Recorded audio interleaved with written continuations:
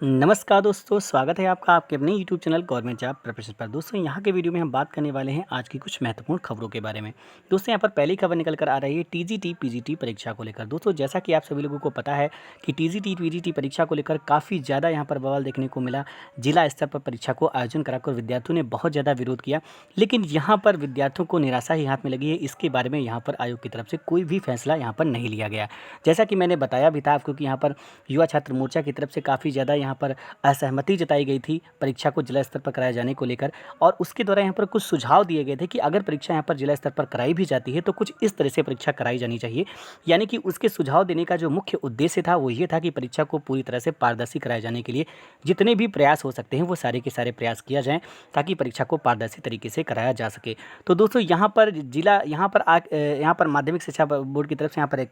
पत्र जारी किया गया है, जिसमें यहाँ पर सारी चीज़ें बताई गई हैं कि जो यहाँ पर 31 जुलाई को जो कि यहाँ पर बायोलॉजी की परीक्षा होने वाली है, फिर 7 और 8 अगस्त को टीजीटी और फिर 17 और 18 अगस्त को जो पीजीटी की परीक्षा होने वाली है, उसको यहाँ पर लेकर एक पत्र जारी किया गया है, जिसमें सारी की सारी चीज़ें यहाँ पर बताई गई हैं कि किस तरह से यहाँ पर परीक्षा को संपन्न कराया जाना है और उसमें क्या क्या चीज़ें सख्ती से यहाँ पर हमको रखनी है ताकि यहाँ पर किसी भी तरह की कोई भी यहाँ पर धांधली देखने को ना मिले। और उस पत्र में यहाँ पर सीधे सीधे ये भी बोला गया है कि अगर यहाँ पर कुछ भी कोई समस्या दिखती है तो ये सीधी की सीधी रिस्पॉन्सिबिलिटी यहाँ पर जिला अधिकारी की होगी। तो दोस्तों उसमें बहुत सारे यहाँ पर नियम और रूल्स बताए गए हैं और बहुत सारी यहाँ पर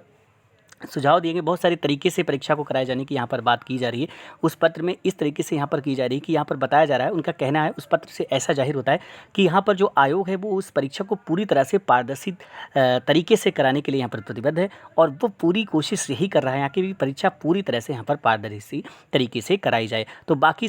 तमाम सारी चीज़ें उसमें देखने को मिलती हैं, बहुत सारी चीज़ें उसमें लिखी हुई हैं कि इस तरीके से ये चीज़ होगी, उस तरीके से ये चीज़ होगी, बहुत सारा कुछ देखने को उसमें मिलता है।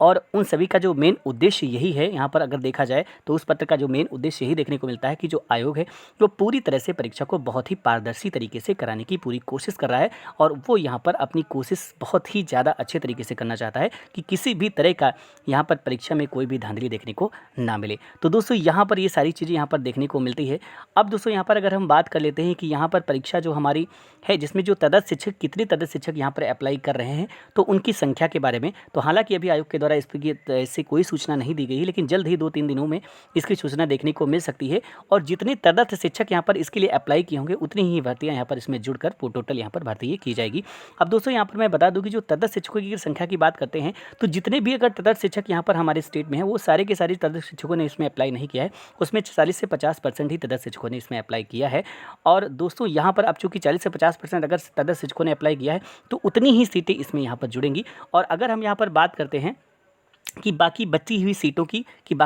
सीटों का क्या होगा, तो उसके लिए दोस्तों यहाँ पर मैं बता दूं कि यहाँ पर टीजीटी पीजीटी की जो नई भर्ती आपको देखने को 2022-21 में देखने को मिलेगी, तो उसमें यहाँ पर इन सीटों को जोड़ दिया जाएगा बाकी बची हुई सीटों को। और दोस्तों यहाँ पर मैं बता दूं कि 2000 जो यानी कि जो नेक्स्ट हमारी टीजीटी पीजीटी की भर्ती देखने को मिलने वाली है वो लगभग 27,000 पदों के आसपास यहाँ पर ये भर्ती देखने को मिल सकती है। और ये माध्यमिक शिक्षा आयोग से नहीं बल्कि नया आयोग जो गठित किया जा रहा है उस आयोग से यहाँ पर ये भर्तियाँ देखने को मिलेंगी। तो दोस्तों यहाँ पर 1 साल के बाद यहाँ पर या 1 साल के अंदर ही पर नई भर्ती आपको भी देखने को मिल सकती है, तो आपको बिल्कुल भी यहाँ पर किसी तरह से घबराने की ज़रूरत नहीं है। तो दोस्तों यहाँ पर अगली जो जानकारी निकल कर आ रही है एडमिट कार्ड को लेकर। 7 और 8 अगस्त को होने वाली परीक्षा का जो एडमिट कार्ड है वो जारी कर दिया गया है। आप लोग वेबसाइट पर जाकर अपना एडमिट कार्ड चेक कर सकते हैं, बाकी सारी डिटेल जो है एडमिट कार्ड की वहाँ पर जान सकते हैं, कहाँ आपका परीक्षा सेंटर, क्या सारी चीज़ें हैं वो आप आसानी से वहाँ पर पता कर सकते हैं। तो दोस्तों ये थी यहाँ पर छोटी सी इन्फॉर्मेशन। इसी तरह के अपडेट पाने के लिए आप हमारे चैनल को सब्सक्राइब कर सकते हैं। मिलते हैं किसी नए अपडेट के साथ, तब तक के लिए थैंक्स फॉर वॉचिंग।